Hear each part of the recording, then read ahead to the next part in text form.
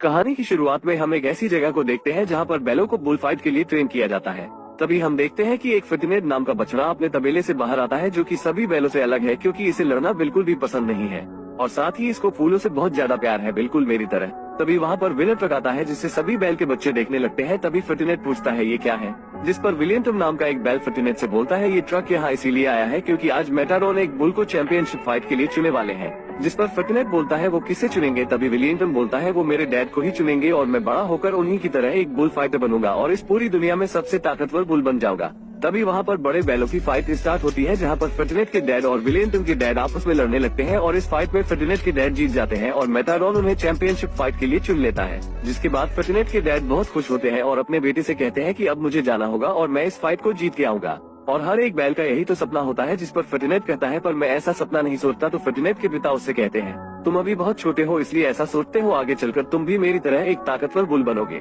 अब फर्टिनेट के डैड का जाने का समय हो जाता है और वो फर्टिनेट को आखिरी अलविदा देते हुए वहाँ से चले जाते हैं। वही समय बीतता है। फर्टिनेट बहुत दिनों तक अपने डैड का इंतजार करता है पर उसके डैड वापस नहीं आते और विलियम के पिता फर्टिनेट को बोलते हैं कि अब तुम्हारे पिता वापस नहीं आएंगे क्योंकि वो उस रिंग में हार कर मर गए होंगे। तभी फर्टिनेट मौका पाकर अपने तबेले से भाग जाता है और सभी कर्मचारी उसे पकड़ने की कोशिश करते हैं पर फर्टिनेट एक ट्रेन में चढ़कर एक जंगल में पहुंचता है जहां पर वो एक खाई में गिरता है और बेहोश हो जाता है। तो एक हुआन नाम का आदमी उसे उठाकर अपने घर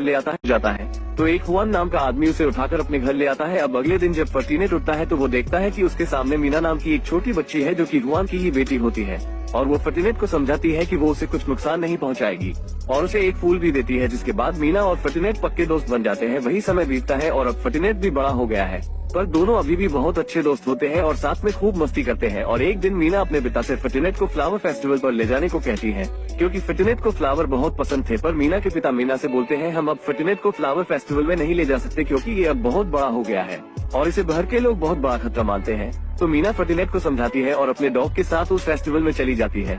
वहीं मीना के जाने के बाद फर्टिनेट सोचता है कि मीना को उसकी जरूरत होगी इसलिए वो भी फ्लावर फेस्टिवल में चला जाता है जहाँ पर मीना उसे देखती है कि फर्टिनेट कई सारे कपड़ों के बीच फंसा हुआ है और तभी फर्टिनेट एक मधुमक्खी के डंक पर गिर जाता है जिससे मधुमक्खी उसे काट लेती है। तो फर्टिनेट दर्द की वजह से इधर उधर भागने लगता है और सब जगह तोड़ फोड़ मचा देते हैं। तभी वहाँ पर एनिमल रेस्क्यू टीम आती है और फर्टिनेट को अपने साथ पकड़ कर ले जाती है।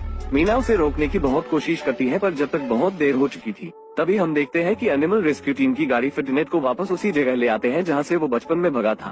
तभी उसे वहां पर अपने पुराने साथी मिलते हैं जो फर्टिनेट को देखकर चौंक जाते हैं और विलियम फर्टिनेट से बोलता है मुझे पता है कि तुम यहाँ हट्टे कट्टे होकर वापस इसलिए आए हो ताकि तुम बुल चैंपियनशिप फाइट जीत सको और अपने पिता का सपना पूरा कर सको, पर मैं इस बार तुम्हें बुल रिंग में हरा दूंगा। जिसके बाद विलियम वहाँ से चला जाता है और एक लुपा नाम की बकरी फर्टिनेट को उसके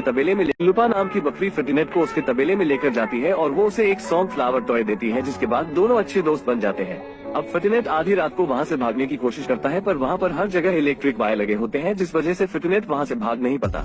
वहीं अगले दिन हम एल प्रेमियों को देखते हैं जो बुल फाइट के लिए बेस्ट बुल को चुने आता है। अब सभी बुल को लड़वाया जाता है पर फर्टिनेट किसी भी बुल से नहीं लड़ता क्योंकि उसे लड़ना बिल्कुल भी पसंद नहीं था। तभी विलियम एक बैल को बुरी तरह से घायल कर देता है तो फर्टिनेट उस बैल को देखने जाता है जिस दौरान सभी बैले उससे टकराकर गिर जाते हैं।